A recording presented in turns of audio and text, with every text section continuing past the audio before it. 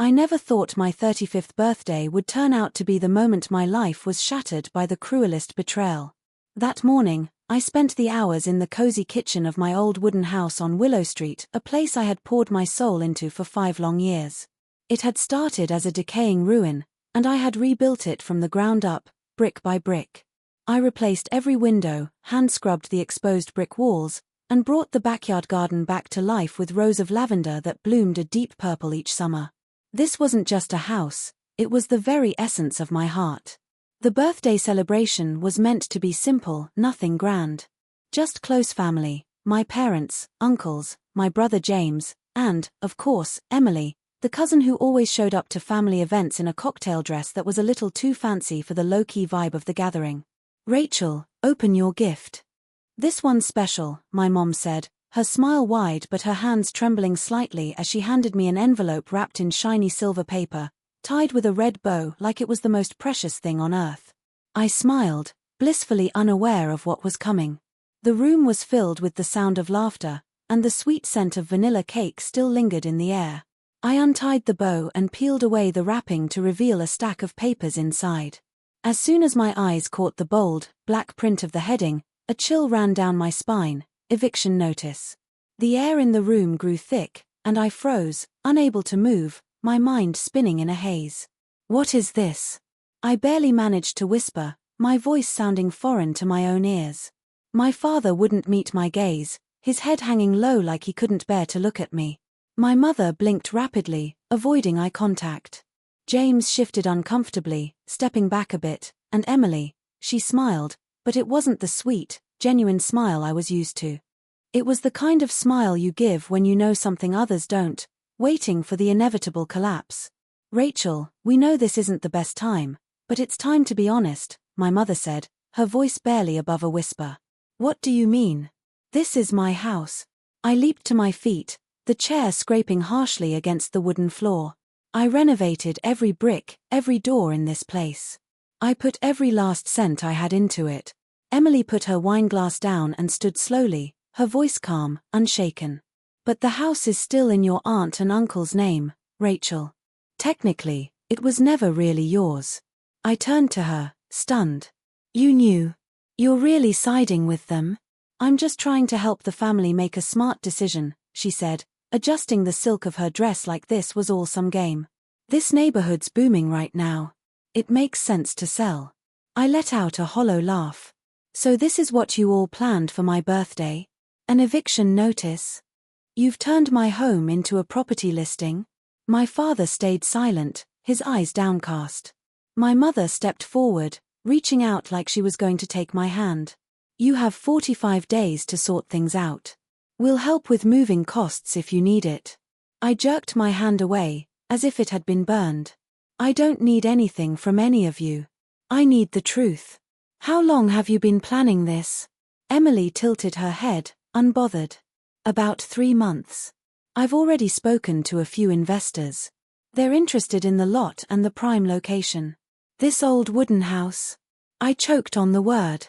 "Old. Every single brick, every corner in here is my work. I've lived and loved this house with everything I have." James spoke, his voice low, trying to calm the storm. "Liv, maybe you should just breathe. We'll talk about this later." "No. No later. I want the truth right now." The room fell into an unbearable silence. I stepped back, heart pounding in my chest, eyes scanning the familiar faces around me, now suddenly feeling like strangers. "Get out of my house," I said, my voice steady but fierce. "Rachel," I said out. "Now." One by one, they left without a word, none of them daring to look back. Only Emily remained, facing me with a calmness that only fueled my anger. "You're blowing this out of proportion," she said with a shrug. "And you've just made me lose all faith in family." I walked to the door and opened it. "Out." Emily shot me one final glance, her eyes cold, gleaming with something sharp and distant. "You're fighting a losing battle. Don't let your emotions cloud your judgment." The door slammed shut behind her, leaving the silence to press heavily around me. I stood there for what felt like hours, staring at the eviction notice still clutched in my hand. In all my years, I'd never felt so empty. But as I stood there, a thought sparked in the back of my mind. If Emily thought I'd just roll over and quit, she didn't know me one bit. I collapsed into the armchair by the window, the late afternoon sun pouring through the sheer curtains, casting a soft, orange glow over the floor. The eviction notice sat like a wound on the coffee table, still bleeding, its presence lingering in the air, in a room that was still heavy with the warmth and laughter of this morning. I should have been crying, fuming with anger, but instead, all I felt was suspicion. Emily. How had that innocent-looking cousin of mine become the mastermind behind kicking me out of my own home? All the offhand comments about property values, the looks I'd once mistaken for admiration, all of it now snapped together in my mind, a puzzle of manipulation I had never seen coming. I picked up my phone, my fingers moving almost on their own. The first person I needed was Megan, my best friend from college. The one who'd stuck by me through late-night study sessions, heartaches, and even crazier home renovation projects. Rachel, Megan's voice crackled through after 3 rings. Are you all right? No, I replied bluntly. I need you here. Bring your laptop, and if you still have those old renovation permit files, bring those too. Less than an hour later, Megan was at my door, her hair a bit messy, her backpack stuffed to the brim. As soon as she saw me, she didn't ask a single question. She just gave me a firm squeeze on the shoulder, walked in, pulled out her laptop, and started sifting through folders with a kind of meticulous focus that only she could manage. Got it, she said, turning the screen toward me. Every permit, blueprint, and city approval. I backed them up ages ago. Good thing I didn't delete them. I stared at the screen. This could be the key. Emily told my parents that the neighbors complained about my renovations not having permits. She even showed them documents, but no one would let me see them. Megan's brows furrowed. Could they be fake? I nodded. And if they are, then she's running a much bigger game than I thought. That night, I texted James, my brother. We used to be close, but ever since he married and moved out, the distance had only grown. Still, I knew if anyone in this family still had a shred of decency, it was him. I need to meet you urgently, I sent. A few minutes later, he replied, tomorrow morning, Cornerstone Cafe, 8 o'clock. The next morning, I arrived 10 minutes early, nursing a cup of hot tea by the window. James walked in, his face drawn, looking like he hadn't slept in days. I didn't waste time. You knew about the eviction, didn't you? James nodded, looking anywhere but at me. Yeah. About 2 weeks ago. Emily told Mom and Dad you weren't fit to handle the house. She said there was a risk of legal trouble because of unpermitted work. All lies. I slapped Megan's folder onto the table.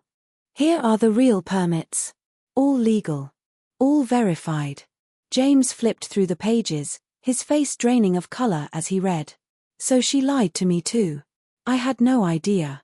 His voice dropped, and I could tell his mind was spinning. I think there's more to it. I locked eyes with him. Emily wants the house. Not for herself, but to sell.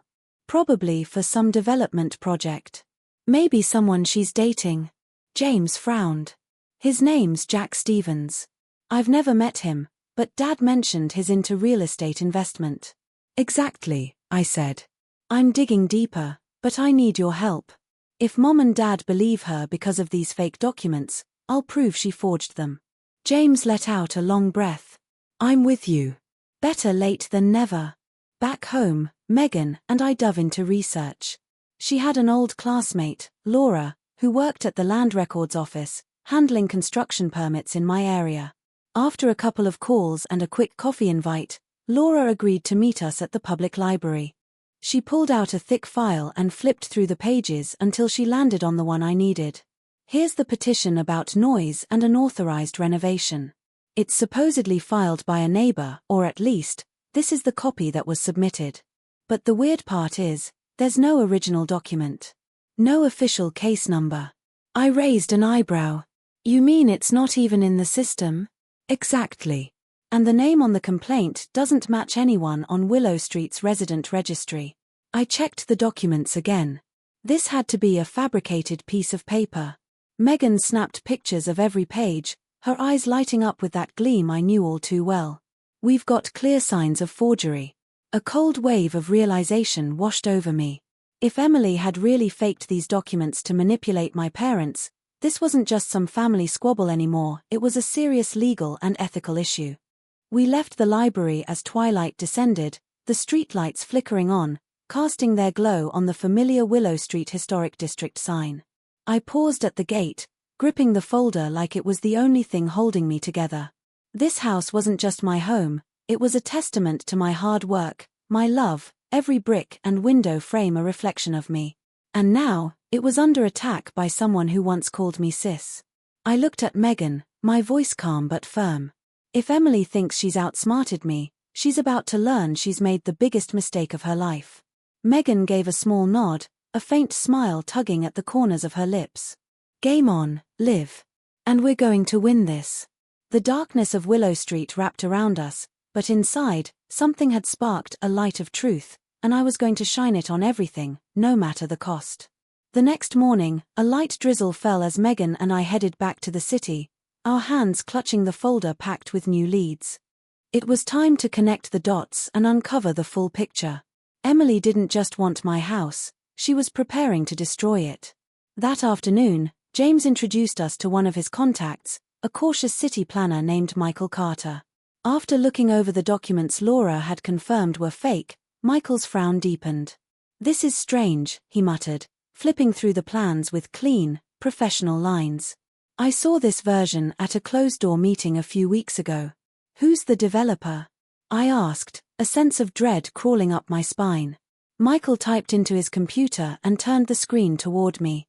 There, under the logo of a construction company called Stevens & Stone Group, was the heading, Proposed Luxury Apartment Complex, Location, 197, Willow Street. My blood ran cold. That was my address. My house. Megan's eyes went wide as she looked at me. Jack Stevens, his Emily's boyfriend. He's the Stevens in Stevens & Stone. I struggled to keep my voice even. "Do they have any documents signed by my parents?" Michael paused, then nodded slowly. "There's a land survey approval form with signatures from Mr. and Mrs. Anderson, your parents." I stood frozen. But my parents never told me about this. They still think I'm the one who broke the law, let alone signed off on selling the land. Michael's frown deepened. "The signatures look off, might be copies. If you want, I can have the legal team take a closer look." "Please," I urged. "As soon as possible."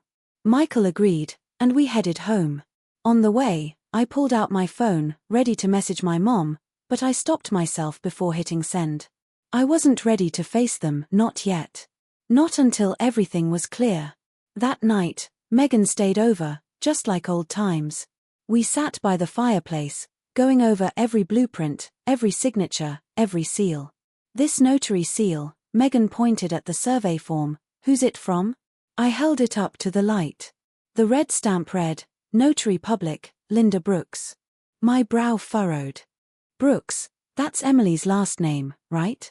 Megan quickly opened her laptop, typing furiously. "Here it is. Linda Brooks, she's Emily's biological mother. She was a notary, but she retired almost 2 years ago. Then how could she notarize a document filed just weeks ago?" I asked, my blood starting to boil. Megan's expression turned serious. "If that seal was used after she retired, that's a felony. Falsifying a notarized document is a criminal offense." I let out a long, shaky breath. Emily had taken this far beyond family drama. The next morning, I was about to head out to meet Michael when I saw my windshield shattered. A large rock lay on the front seat, still covered in damp dust. Tied around it was a small piece of paper, scrawled with shaky handwriting, "Back off while you still can, Rachel." My heart skipped a beat. I looked around, but the street was empty. No one in sight. I called the police, and while waiting for them to arrive, I texted Megan and James to come over immediately. The police arrived soon after, took my statement, and collected the rock as evidence. The police advised me to install security cameras and report any further incidents, but I knew this had gone beyond the point of paperwork and paperwork alone. Emily wasn't just sending warnings through words anymore, she was taking action. 3 days later, I received an email from Michael with the subject line, Signature verification results. I clicked it open, my palms sweating. The message was clear. After comparing with the original signatures on the Andersons' property and tax documents, we have determined the signature on the land survey is forged. My fist clenched involuntarily. This was it, our first piece of undeniable proof. Megan called me the second she got the copy. It's happening, Liv. We need a game plan. That evening, in my kitchen, Megan, James, and I strategized. The plan was simple but critical.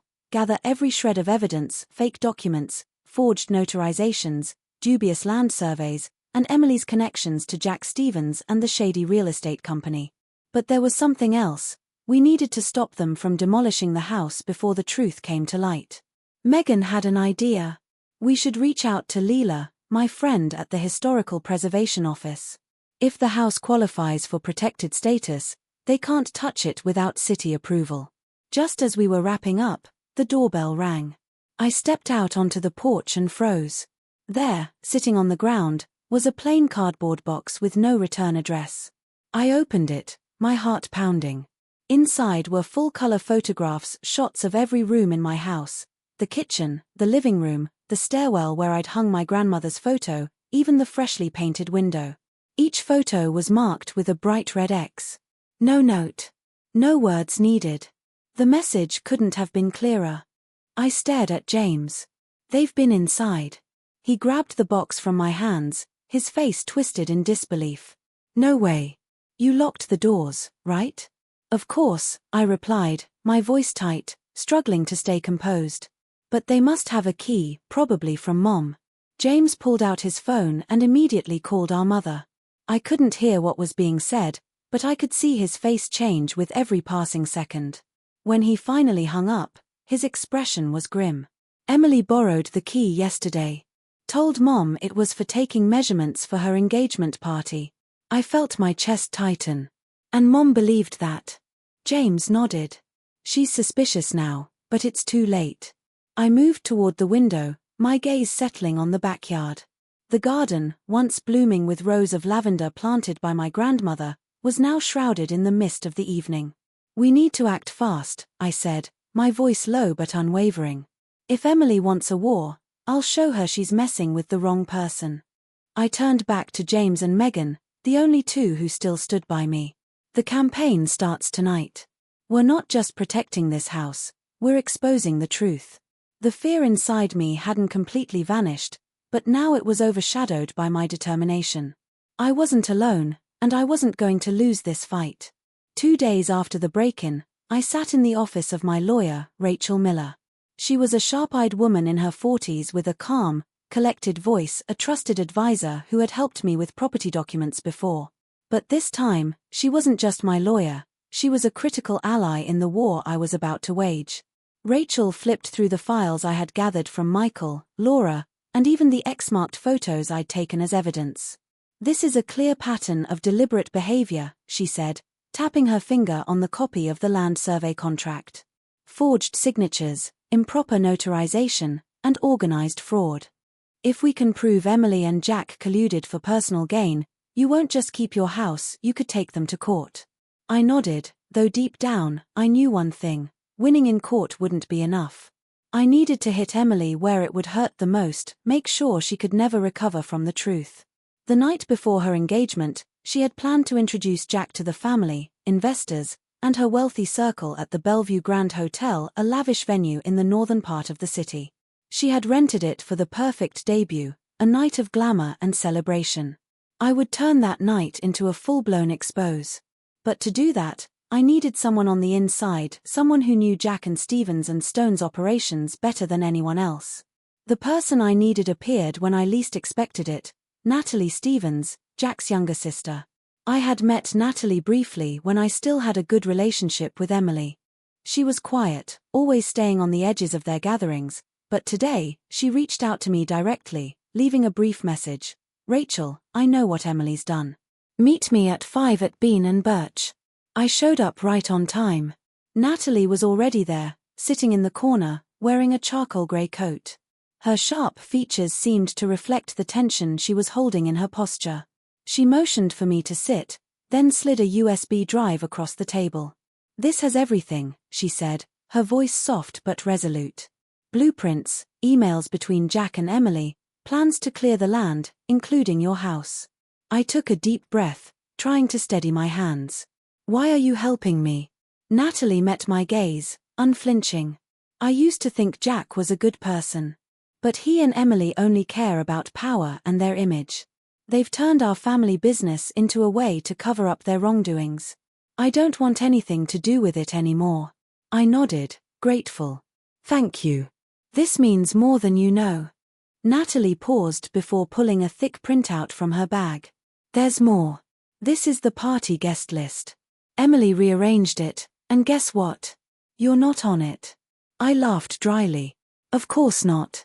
She knows I won't keep quiet. But I've got a way to get you in." Natalie slid an untouched formal invitation toward me, still blank. I was in charge of delivering backup invites to the press. "I kept this one for you." I took it, thanking her once more. Inside, a steady fire of determination burned brighter. I was no longer just fighting for my house, I was fighting for justice, for truth, for everyone who had ever been lied to, hidden behind designer dresses and fake smiles. That night, I sat in my study with Rachel and Megan, going over every last detail.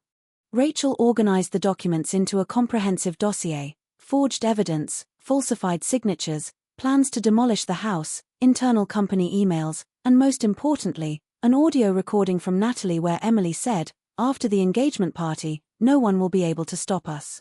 Megan raised an eyebrow. "You're bringing all this to the party?"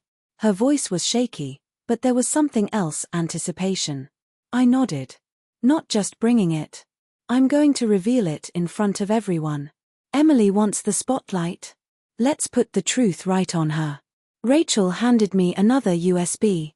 "I've backed everything up here and sent a copy to the media's legal rep in case something goes sideways." I gave a small smile. "Can't be too careful." The next morning, I received an anonymous message: "Stop now if you don't want things to get worse.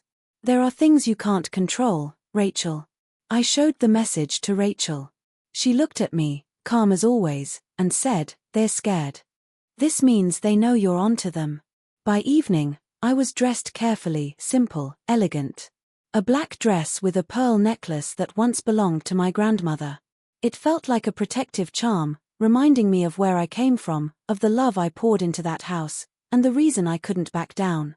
When I entered the grand lobby of the Bellevue Grand Hotel, chandeliers hung above, casting golden light onto the polished marble floors. Soft music played, glasses clinked, and the laughter felt shallow, hollow. In the center of the ballroom stood Emily, draped in a shimmering white gown, her arm looped around Jack's. They looked like a picture-perfect couple, straight out of a magazine, but the moment Emily saw me, her smile faltered. I raised the invitation. "Sorry, I couldn't miss the party." She tried to cover her shock with a smile. "Rachel, I didn't think you'd—" "Excuse me," I interrupted, walking straight through the heart of the room. I tapped my wine glass gently, and the sound cut through the chatter. "If I may have everyone's attention before dinner begins." The room quieted, every pair of eyes turning toward me. I took a deep breath. "This isn't a toast," I began, letting my gaze rest on Emily and Jack. "This is the truth everyone deserves to hear about this party, about that couple, and about a house that's under threat because of greed." Emily stiffened, and Jack's grip on her hand tightened. I reached for the USB that Rachel had handed me, plugged it into the large screen behind me. "Please, watch." The lights dimmed, the screen flickered to life, and I knew the storm was about to hit. The glow from the big screen illuminated the ballroom, casting long shadows across the room. All eyes focused on the first image, a detailed blueprint for a luxury condo complex named Willow Heights, with one glaring detail: the address, 197, Willow Street. A murmur rippled through the crowd. Guests whispered to one another, others took a step back, stealing glances at Jack and Emily, waiting for them to explain. I stepped closer to the microphone, my voice calm but resolute. "This is a property currently owned by my family, the home I've lived in for over 10 years. The plan to demolish this house and replace it with this luxury complex has never had my consent. All the so-called approvals you've seen are forged. The next image flashed on the screen, a series of documents, including the land survey with my parents' forged signatures and a notary seal from someone who had retired over a year ago. A sharp knock on the table came from Mr. Thomas Green, the project's lead investor, seated in the front row. Forged documents. Do you have proof?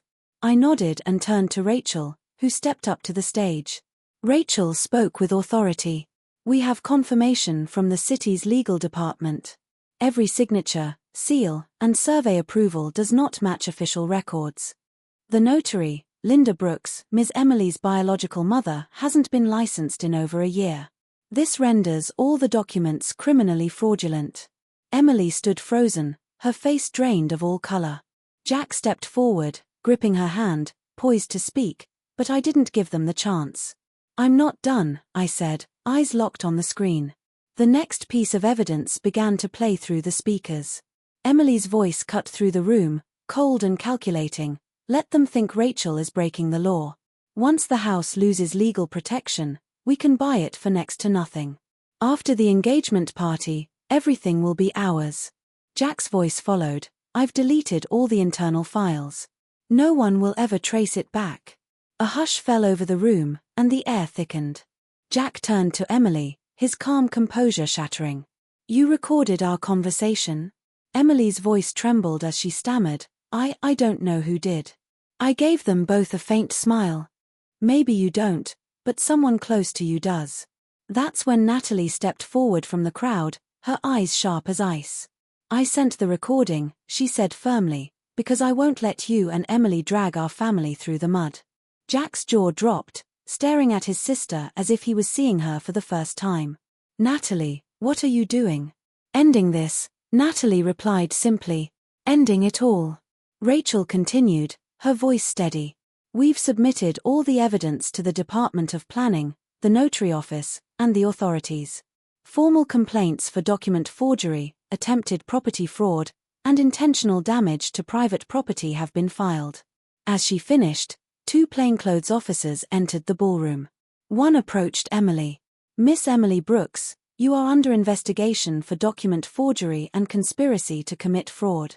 We request your cooperation.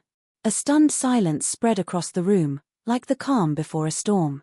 Emily turned to me, eyes burning with rage and reluctant defeat. You'll regret this, Rachel.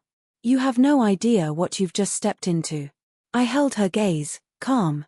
And you have no idea who you've underestimated. Jack, though not yet handcuffed, was visibly shaken. Investors at his table began to leave, some in silence, others casting looks of disdain. Thomas Green slammed the project file onto the table and stood up, his voice cold. Stevens and Stone has lost all credibility with me. Rachel leaned in and whispered, we should go. The rest is in the hands of the authorities now. I nodded, but before leaving, I paused in the center of the room, looking toward my parents, who had arrived late and witnessed the final moments. My mother's face was pale, my father rigid. I'm sorry I had to do this publicly, I said softly, my voice no longer filled with anger, but with sorrow, but without the truth, I would always be seen as the one at fault. My mother stepped forward and took my hand. Rachel, I had no idea Emily could do this. We're truly sorry. I gently squeezed her hand, offering a small smile, then turned and walked out. Outside the hotel, the cool evening breeze brushed against my skin like a quiet reminder that I had done what I needed to. Rachel handed me a folder with a confident smile. The court will review everything in the coming weeks, but with the evidence we have, your victory is almost certain. Natalie moved in closer, placing a hand on my shoulder, her eyes sincere. Thank you for fighting for the truth. I glanced toward the city lights in the distance, a slow smile spreading across my face. I just did what was right. I won't let anyone take away what's mine. A sense of peace began to settle inside me. The fight wasn't completely over, but the web of lies had already been torn apart. For the first time in months, I knew one thing for sure, the house still stood, and so did I. 6 weeks after that unforgettable engagement party, spring finally arrived in full force on Willow Street. The trees along the sidewalks had begun to bud, and the lilacs from the neighbor's garden filled the air with their sweet scent. Everything seemed to slow down, as if life was finally giving me a moment to breathe after the chaos. My house, the home I had fought so fiercely to protect, was still standing strong, despite the threats of greed and deceit. But what I hadn't expected was that the very storm meant to tear it down would bring something unexpected, a new sense of family, a community I never knew I belonged to. Megan kept visiting every day, bringing coffee, notebooks, and new ideas for the house, not to sell, but to truly live in. James came by on weekends, bringing his wife and kids, helping me repaint the faded white fence, and planting asters in the front yard. Natalie, once the quiet figure in the background of lavish parties, had now become an integral part of my healing journey. After the scandal, she officially left Stevens & Stone, joining forces with a team of local community activists to launch a heritage preservation fund. "Rachel," she said one afternoon as we checked the roof, "this house isn't just your story, it's a part of the city's history. We want to start here." I was speechless when she handed me a bronze plaque, engraved with a simple inscription, "The Anderson House, a living legacy of Willow Street." My throat tightened. No words were needed. I knew, deep down, that I wasn't alone anymore. Then, the last person I ever expected showed up one quiet morning, Jack Stevens. No suit, no arrogance, just a man standing at my gate, looking lost. "I'm not here to apologize," he said plainly. "I know saying sorry doesn't undo the damage I've caused." I crossed my arms, silently watching him. "But I want to make things right," Jack continued. "I've resigned from the company. Natalie and her team are building a preservation program, and if you'll allow it, I'd like to support it financially." I stared at him for a moment, then nodded slowly. "Not because I forgive you, but because I believe everyone deserves a chance to rebuild as long as they truly start over." We shook hands, and for the first time, I felt lighter, not because Jack had changed, but because I was no longer burdened by resentment. As for Emily, the media quickly lost interest after she received a suspended sentence for document forgery and attempted fraud. My family never spoke her name again. My parents moved to a quiet suburb, far away from all the noise. One afternoon, while I was sorting through old photo albums in the living room, my mom came by. She paused, silently taking in the house filled with memories. "I found this in Grandma's old box," my mom said, placing a worn wooden comb into my hand. "She used to brush my hair with it when I was a child. She always said this house wasn't just a place to live, it was the heart of our family." I didn't respond.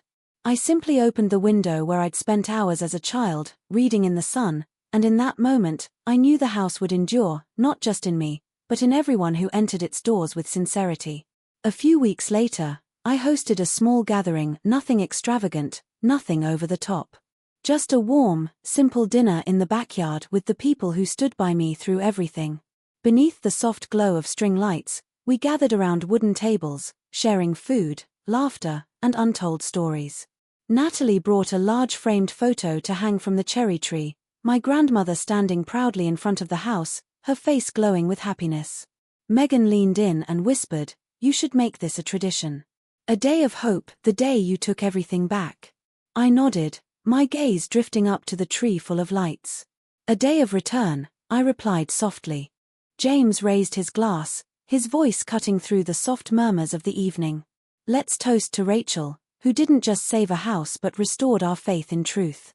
Glasses clinked around me, and I lifted mine, touching it gently to the glasses of those near me, before whispering to myself, and to those who dare to rise. That night, after the last guest had left, I sat alone on the front steps. The spring breeze whispered through my hair. I looked around. Every brick, every window, every familiar footprint felt alive with history. I knew with certainty this wasn't just where I lived, this was where I belonged, and no one would ever take that from me again. From the battle to save my childhood home, I learned that sometimes, the greatest losses and the deepest betrayals can become the foundation for something far more valuable: courage, truth, and the people who truly stand by you. A home isn't just a roof over your head, it's a sanctuary of memories, love, and resilience. And now, I haven't just kept my home, I've reclaimed myself stronger, wiser, and unafraid of losing anything ever again. What do you think about Rachel's journey and everything she's been through? Share your thoughts in the comments below, And don't forget to follow the channel to discover more heartfelt, inspiring stories about family and life behind the front door.